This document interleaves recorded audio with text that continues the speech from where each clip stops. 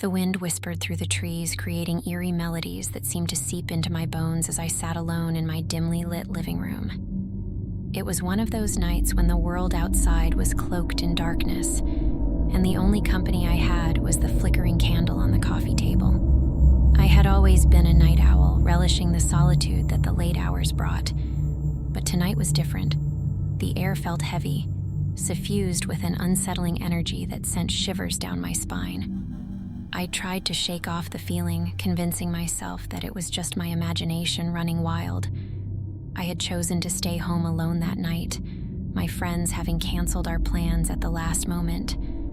As I sat there, scrolling aimlessly through my phone, the soft creaking of the old wooden floorboards caught my attention. My heart skipped a beat, and I strained to listen. It was as if someone were walking through the hallway, their footsteps slow and deliberate.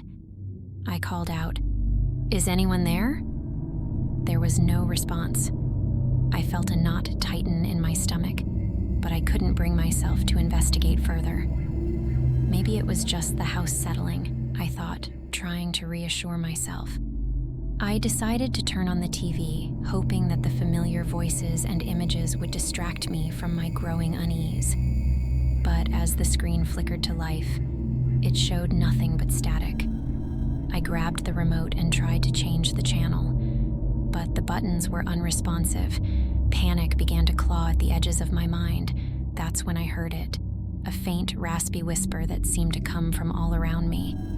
"Stay," it hissed, sending a chill racing down my spine. I stood up, trembling, and slowly made my way to the front door. I had to get out of the house, escape whatever malevolent presence seemed to be lurking within. As I reached for the doorknob, a sudden gust of icy wind extinguished the candle on the coffee table, plunging the room into darkness.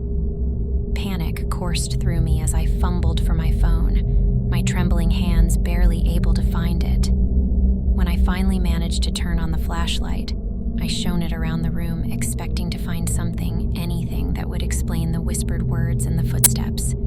But there was nothing. The living room was empty, and the house seemed eerily quiet. I took a deep breath and tried to steady myself. Maybe it had all been my imagination, I thought, the product of late-night jitters. Just as I was about to turn back to the door, a voice whispered directly into my ear, so close that I could feel the cold breath on my skin. "You should have stayed." I whirled around, my heart pounding in my chest, but there was no one there. The voice seemed to come from within the walls themselves, as if the very house was speaking to me. In a blind panic, I rushed to the door and threw it open, fleeing into the night. As I stumbled out into the street, I looked back at the house, shivering in the cold. It stood there in the darkness, silent and foreboding, its windows like empty eyes staring after me. I never went back inside that house again. To this day, I don't know what whispered to me in the night, but I know that I will never forget the bone-chilling terror I felt when it whispered, "You should have stayed."